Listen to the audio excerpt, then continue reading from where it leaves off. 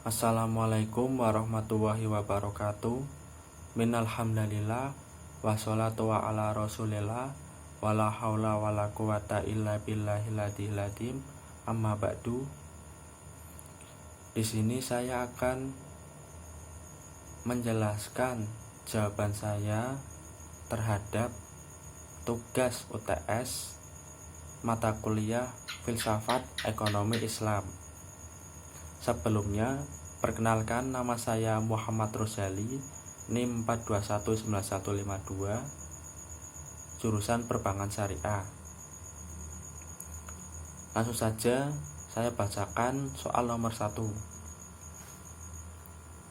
Bagaimana Anda menjelaskan mengenai tauhid sebagai fondasi ekonomi Islam? Jadi, menurut saya, konsep tauhid adalah sebuah keyakinan, kepercayaan terhadap Tuhan Yang Maha Esa. Jika Tuhan itu satu, yaitu Allah SWT, dan kita mempercayai adanya Tuhan di setiap apa yang kita lakukan. Dan dalam konteks ekonomi Islam, tauhid sendiri sangat penting, di mana kita jadikan fondasi atau pedoman aktivitas ekonomi kita. Dengan adanya tauhid, kita seharusnya tidak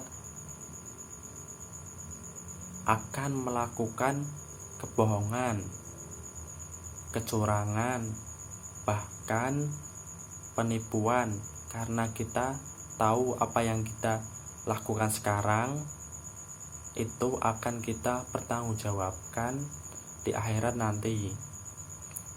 Kita harus percaya jika apa yang kita hadapi dan lakukan sekarang itu sudah aturan dari Allah SWT, dan kita tidak perlu meragukan apapun dan pasrah saja untuk apa yang kita dapatkan sekarang, karena kita harus percaya apa yang Allah berikan itu pasti yang terbaik.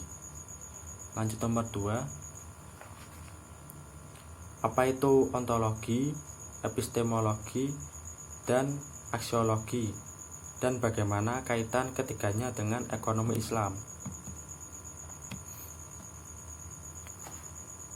Untuk ontologi sendiri adalah ilmu yang mempelajari tentang hakikat suatu yang berwujud atau yang ada dengan berdasarkan pada logika semata.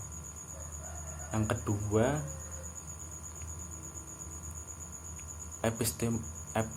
epistemologi.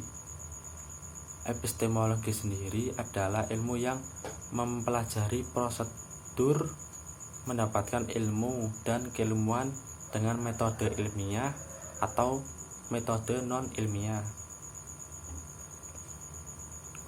Untuk aksiologi sendiri merupakan salah satu cabang filsafat yang menyorot keberadaan ilmu pengetahuan dari sudut pandang kegunaan daripada hanya sekedar nilai. Dan untuk kaitan ketiganya ada dalam ekonomi Islam sendiri adalah mengedepankan kesejahteraan bagi umat dengan lebih memperhatikan alam dan sesama manusia, dapat memberi manfaat untuk masyarakat luas. Jika ada permasalahan ekonomi, maka dapat diselesaikan dengan musyawarah agar mendapat sudut pandang atau pendapat orang lain. Dan begitu maka kesejahteraan dapat tercapai dengan bekerja sama. Soal nomor 3. Bagaimana strategi pembangunan ekonomi Islam dalam sudut pandang teologis, kosmologis, dan antropologis?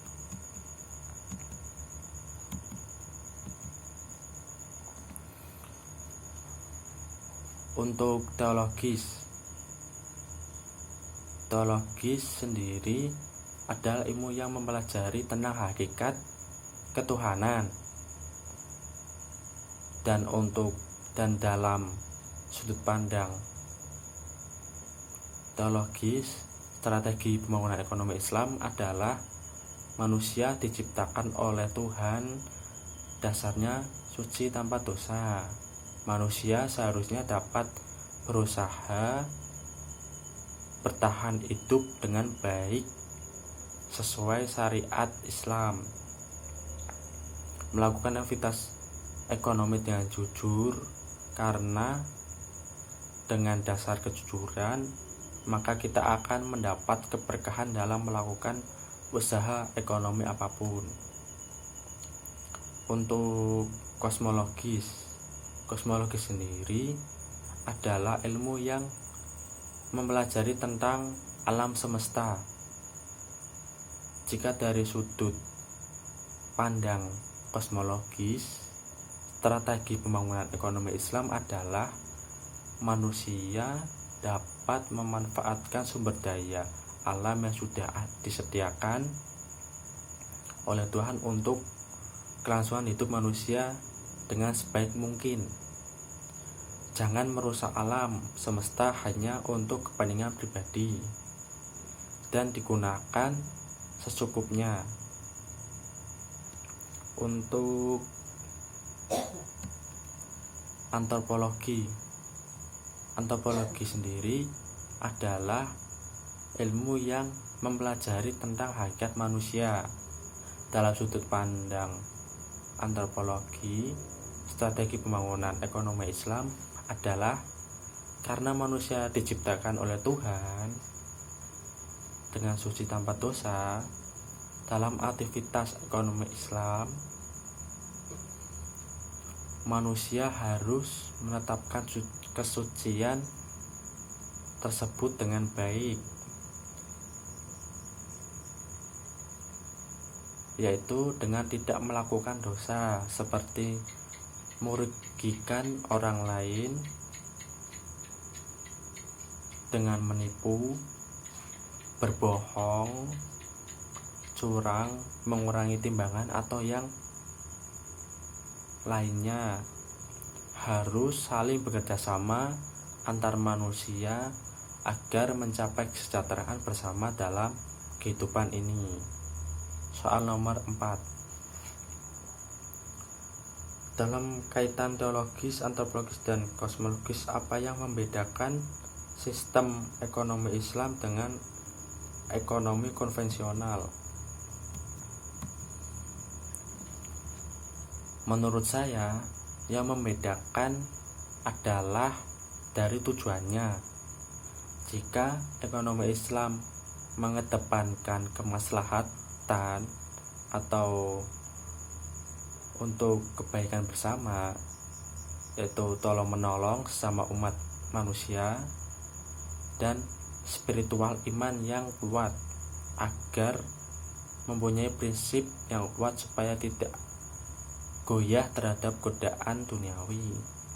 Sedangkan untuk ekonomi konvensional sendiri hanya mengutamakan materi atau keuntungan dan bersifat kepentingan pribadi, atau tidak mementingkan aspek tolong menolong. Soal nomor 5. Dalam strategi pembangunan ekonomi, pekerja, berinfak, sedekah, zakat, wakaf menjadi salah satu aspek yang sangat penting dalam mengatasi masalah-masalah ekonomi. Bagaimana Anda menjelaskan tentang ini?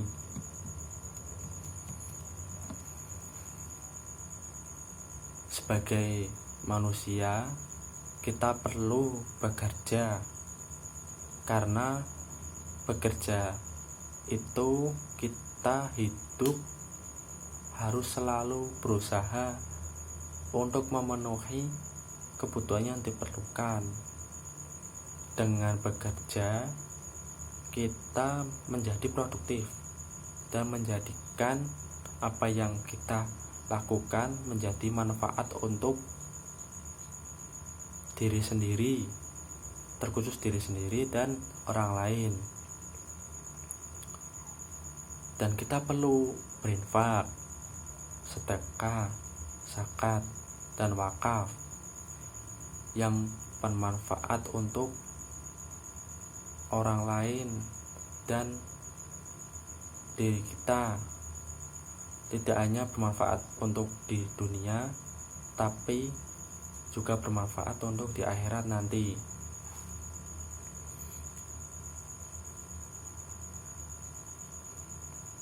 Perlu berinfak, zakat, sedekah, dan wakaf untuk menyeimbangkan kehidupan agar apa yang kita lakukan dapat bermanfaat juga untuk orang lain.